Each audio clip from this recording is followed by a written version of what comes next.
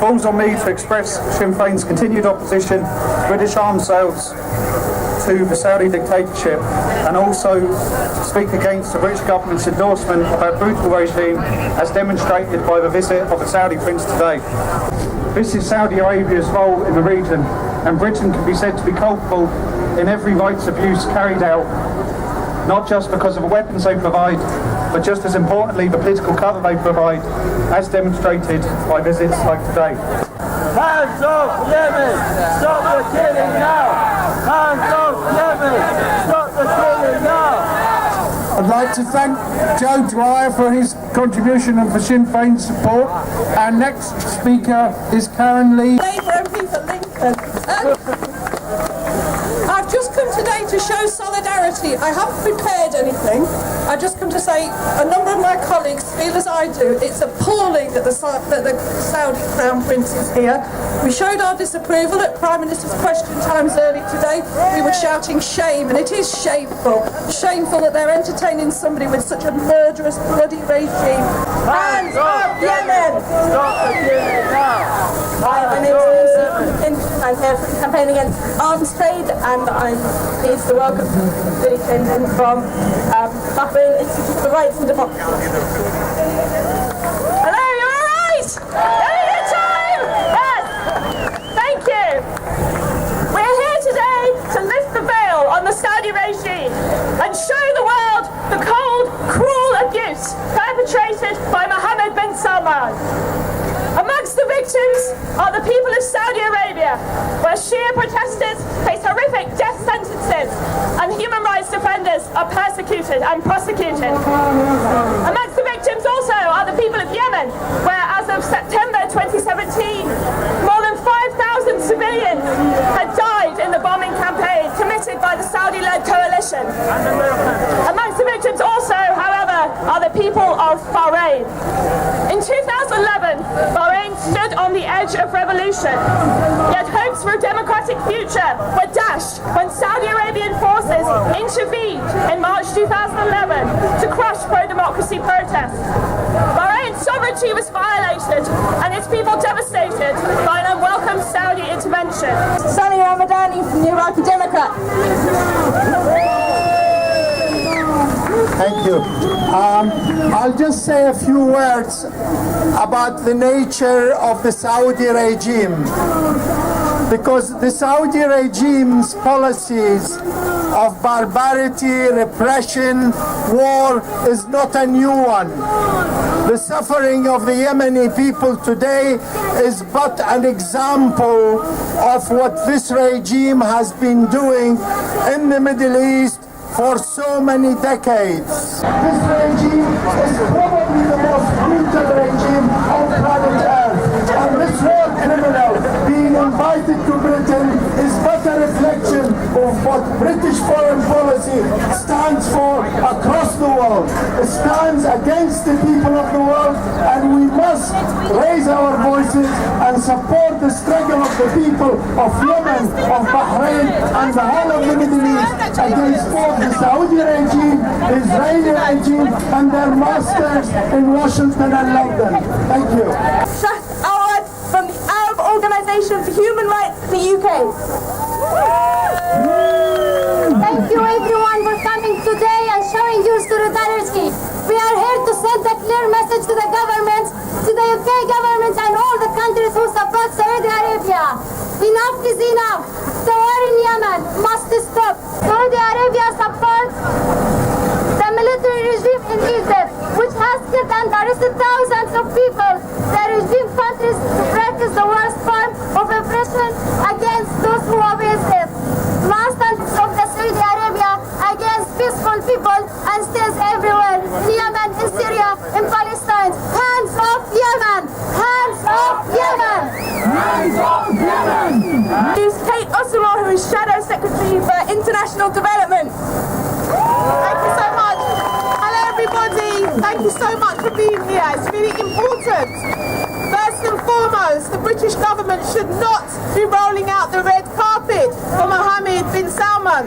We must think of all of the the Yemenis who have been suffering under what has been taking place. Over 22 million people are needing aid and protection in Yemen. We must never ever forget them, and we will not. Without a shadow of a doubt, Saudi Arabia appears to be breaching international law. Last year, the UN blacklisted the Saudi coalition for killing and injuring 683 children, young children. We mustn't forget about those children. They have been attacking hospitals and schools. The Saudi coalition is using starvation as a weapon of war and is still blocking ports. This is absolutely shameful.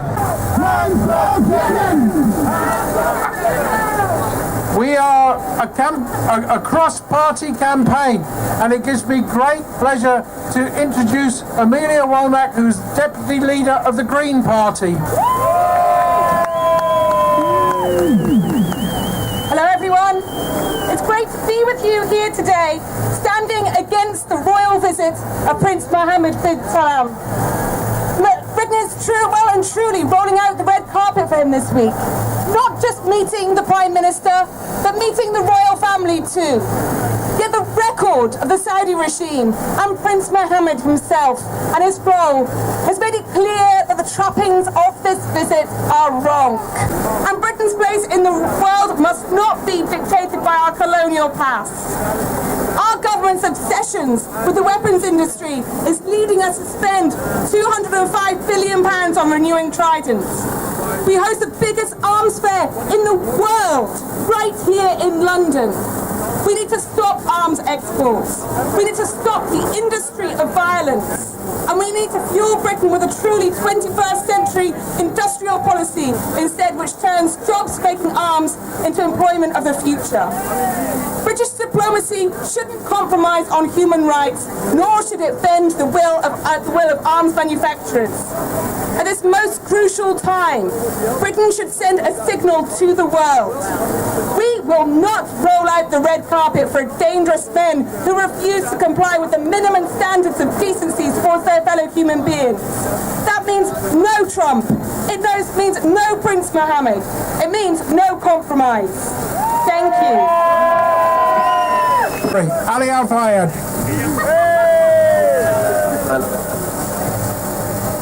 Good evening, ladies and gentlemen. Of course, my heart and your heart goes to 600,000 children in Yemen suffering of cholera because of Mohammed Bin Salman. Of course, my heart and your heart goes to millions of people starving in Yemen because of Mohammed Bin Salman. Of course, my heart and your heart today goes to those Yemenis who have been bombarded every day and night by Mohammed Bin Salman just because they are demanding freedom. But I'm here to tell you another story today. A story of a tiny little island called Bahrain, revolted against tyranny and dictatorship on 14th of February 2011.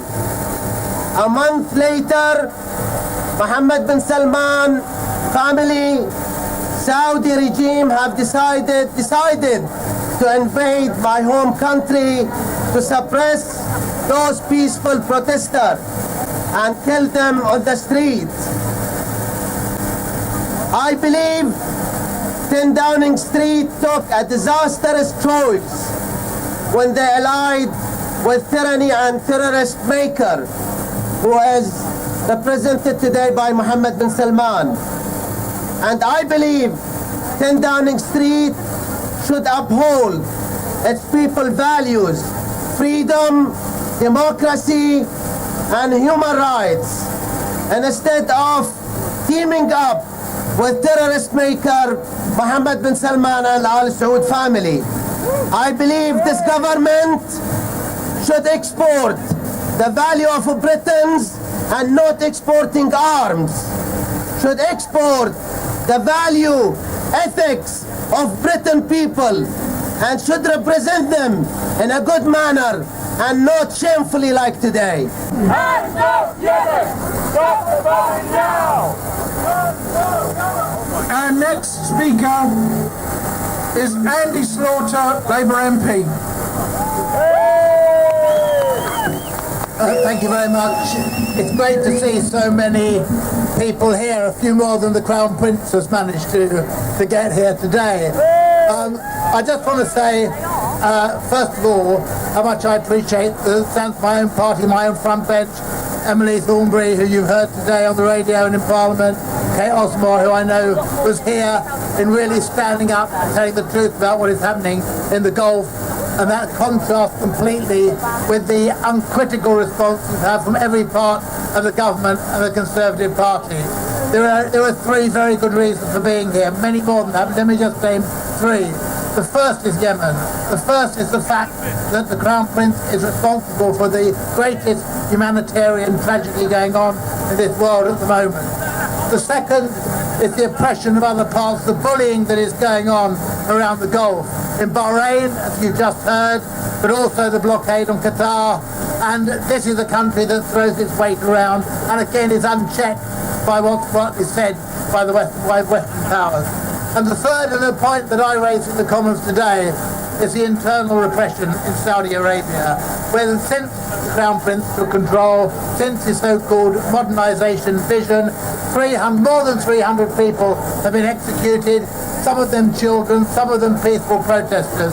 And I want to mention, as I did in the Commons again, in particular, the cases of Ali al-Nimra, of Dawood al-Mahroun, and Abdullah al-Zahar, three juveniles who spent years now on death row awaiting execution and are still there, and to praise the campaign of reprieve to try and support those and others in Saudi custody.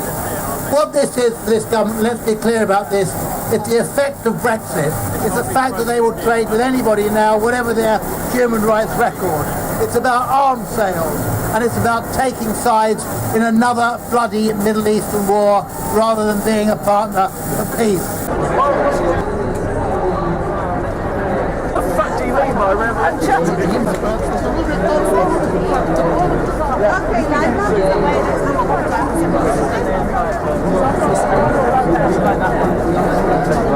If I had my time again, I'd probably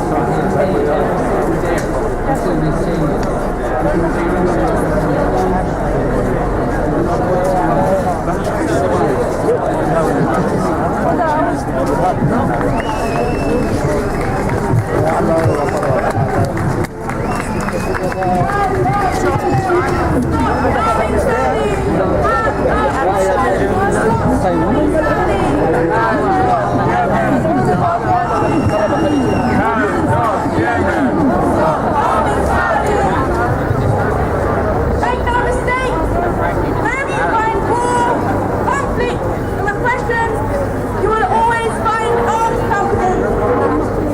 Every year, the government publishes a list of priority markets for arms sales, and these always include a range of dictatorships and governments with appalling human rights records, such as UAE, Qatar, Turkey, and by far the largest buyer and the UK's greatest buyer for arms sales, Saudi Arabia. Just November prior to its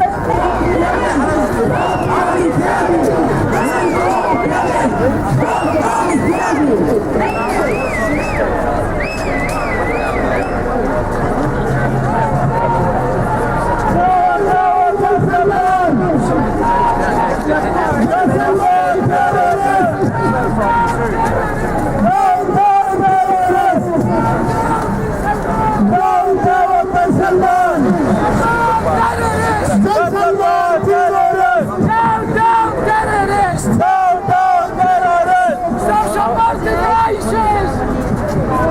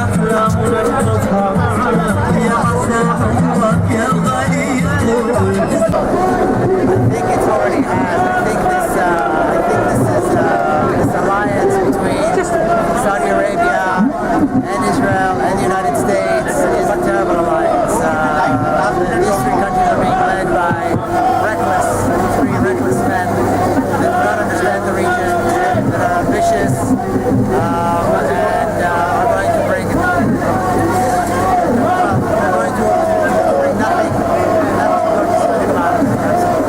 Thank you very much, Peter. Thank you. What's my name? So say it with me. Say it loud, say it clear. Saudi Prince are welcome here. Say it loud, say it clear.